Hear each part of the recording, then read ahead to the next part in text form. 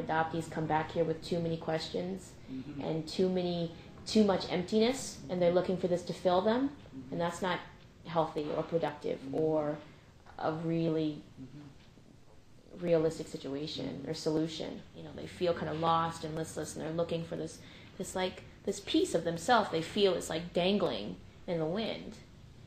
And so they're coming back to recapture that or reconnect with that, and it's not there. But I'm really excited by what I'm seeing in Busan. There's so many ways to get involved, and I love working for the radio station. I love the people I've been meeting through that, and just the opportunities I've had to participate in different events.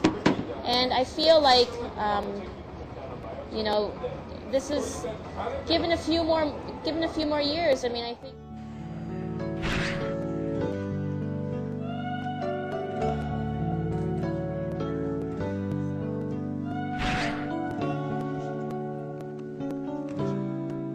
Somebody, but I'm all alone right now, and they've left me nothing to play with. No pen, no paper.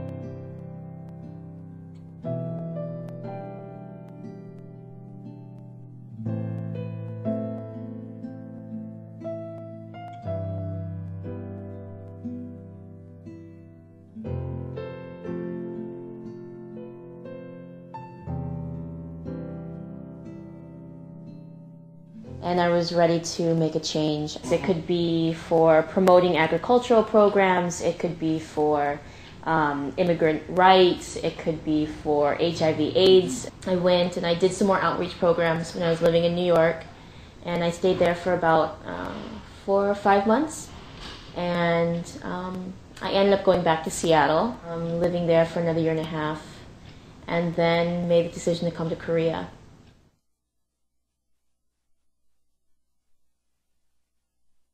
And then when the time came to do the process, when I was old enough to do the processing on my own, I had a lot of objections to taking the oath and, you know, just going through the whole process of becoming a citizen of the U.S. And I think that's part of the reason I left. I'm not a U.S. citizen. My parents didn't finish all the paperwork. I travel on a Korean passport. I don't speak the language, but so. Legally, I'm a Korean citizen and a U.S. resident.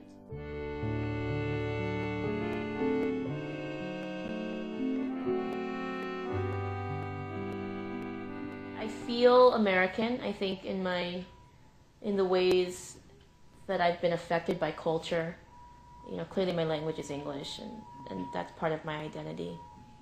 And now I make a point to say I'm Korean American because, you know, visually it's confusing for people if I don't say Korean at first. So I'm Korean, but really I'm American.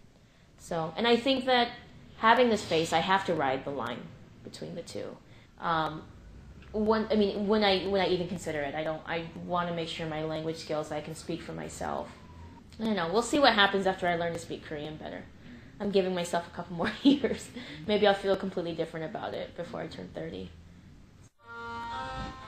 안녕하세요. 안나예요. 만나서 반가워요. 안녕하세요. 산친스예요. 멕시코 사람이 아니에요. 스페인 사람이에요. 학생이에요. 산친스.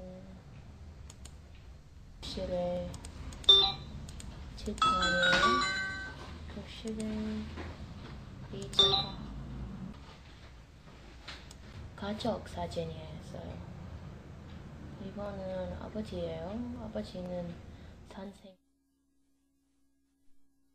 Hi, I'm Mindy. I'm one of the contributors to Busani FM. You have a chance, check me out on Wednesday mornings, Wednesday evenings, or Monday afternoons. You got a lot of opportunities to see what I'm up to.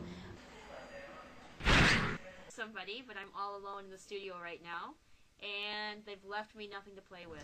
Absolutely. You know, this was just such a serendipitous thing. I started out with one segment, and it's just grown, and I've had a really good time working there. Because I was interested in doing more visual media, just as a hobby, I had done some video editing, and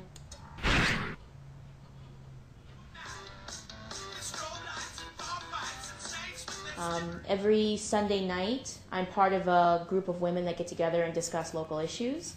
Not just local issues, but a variety of issues. And the goal of the program is to get a women's perspective on things that are happening. And also just putting the finishing touches on a weekly music podcast with Rylan Durham.